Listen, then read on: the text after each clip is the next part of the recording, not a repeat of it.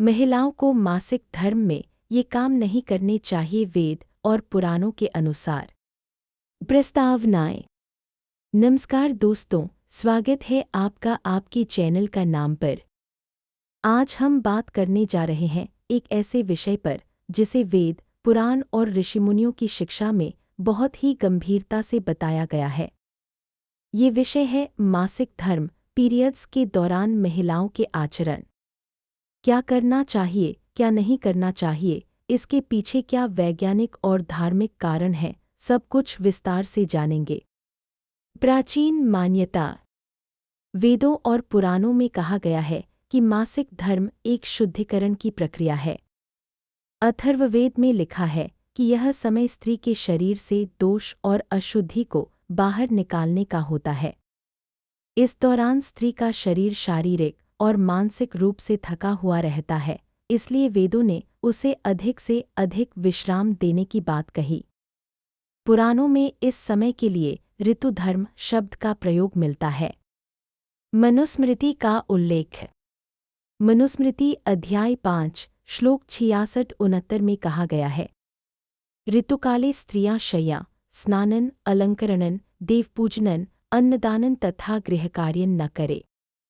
मतलब यह कि मासिक धर्म के समय स्त्रियों को कुछ विशेष कार्यों से दूर रहने का निर्देश दिया गया है।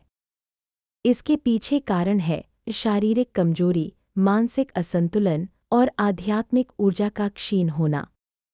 वर्जित कार्यों की विस्तृत सूची। अब हम महिलाओं को मासिक धर्म में नहीं करने चाहिए 15 बड़े काम बताएंगे जो वेद, पुराण और आयुर्वेद के आधार पर समझाए गए हैं। 1. पूजा पाठ और मंदिर प्रवेश। गरुड़ पुराण और स्कंद पुराण में कहा गया है कि इस समय महिला को मंदिर, पूजा स्थान या हवन से दूर रहना चाहिए।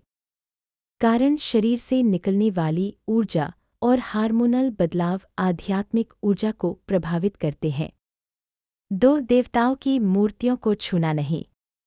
पद्म पुराण के अनुसार इस समय देवी देवताओं की मूर्तियों, शालिग्राम, तुलसी या पवित्र ग्रंथों को छूना वर्जित है। 3. हवन, यज्ञ या उपनयन में भाग न लेना। इस समय स्त्री का शरीर पवित्र कर्मों के लिए उपयुक्त नहीं माना जाता। 4. भारी गृह कार्य न करना। आयुर्वेद के अनुसार इस समय अत्यधिक मेहनत से गर्भाशय पर दबाव पड़ता है, जिससे दर्द और कमजोरी बढ़ सकती है। 5. बाल धोना या ठंडा पानी से स्नान करना। प्राचीन ग्रंथों में कहा गया है कि पहले तीसरे दिन तक बाल नहीं धोने चाहिए। कारण शरीर कमजोर होता है, अचानक ठंडा पानी लेने से हार्मोनल असंतुलन हो सकता है। 6. उपवास या व्रत रखना। चरक संहिता में कहा गया है कि मासिक धर्म के समय महिला को अत्यधिक उपवास नहीं रखना चाहिए, क्योंकि इससे शरीर और अधिक कमजोर हो सकता है। 7. तीखे खट्टे भोजन से परहेज। सुश्रुत संहिता के अनुसार इस समय महिलाओं को अत्यधिक तीखा, मसालेदार और खट्टा भोजन नहीं करना चाहिए, क्योंकि यह गर्भाशय में संकुचन बढ़ाता है। 8. योग और कठिन व्यायाम से बचना। प्राचीन योग शास्त्र के अनुसार मासिक धर्म के समय केवल हल्की प्राणायाम और रिलैक्सेशन की सलाह दी गई है, कठिन आसन नहीं। 9. गुस्सा, विवाद और तनाव से दूर रहना। गरुड़ पुराण कहता है कि इस समय मानसिक शांति बनाए रखना बहुत जरूरी है, क्योंकि मन शरीर का संबंध सीधा होता है। 10. बाल कटवाना या नाखून काटना। अथर्ववेद में मासिक धर्म के समय शरीर की बनावट बदलने जैसे कार्यों से मना किया गया है। 11. पवित्र जलाशयों में स्नान न करना। पुराणों में कहा गया है कि मासिक धर्म में गंगा, यमुना, कुंड या किसी पवित्र जल को अपवित्र नहीं करना चाहिए। 12. संभोग से परहेज।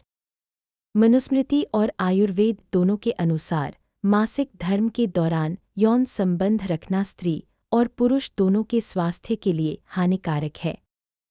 13. रात में बाल खुले रखकर सोना नहीं। पुराणों के अनुसार इस समय नकारात्मक ऊर्जा का प्रभाव अधिक होता है, इसलिए सोते समय बाल बांधकर रखना चाहिए। 14 बच्चों को दूध नहीं पिलाना पहले 3 दिन। आयुर्वेदिक ग्रंथों में कहा गया है कि शुरुआती 3 दिन शारीरिक कमजोरी के कारण स्तनपान से परहेज करने की सलाह दी जाती है।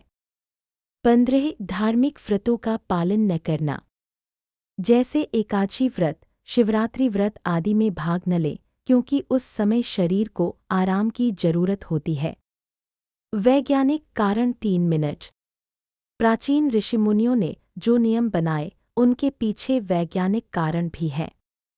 मासिक धर्म के समय महिला का रक्तचाप, हार्मोनल बैलेंस, पाचन, मानसिक स्थिति सब प्रभावित होता है।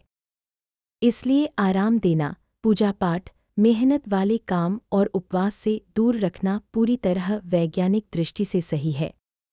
निष्कर्ष दोस्तों, ये नियम किसी भी तरह से महिला के महत्व को कम करने के लिए नहीं बनाए गए थे, बल्कि उनके स्वास्थ्य, मानसिक शांति और आध्यात्मिक संतुलन को बनाए रखने के लिए बनाए गए थे। वेदों और पुराणों की शिक्षाओं का उद्देश्य हमेशा से यही रहा है कि स्त्री का सम्मान हो और उसका स्वास्थ्य सुरक्षित रहे। कॉल टू एक्शन, अंतिम 30 सेकंड। अगर आपको यह जानकारी अच्छी लगी हो तो वीडियो को लाइक, शेयर और सब्सक्राइब जरूर करें। कमेंट करके बताइए कि अगली बार आप किस विषय पर वीडियो चाहते हैं। धन्यवाद।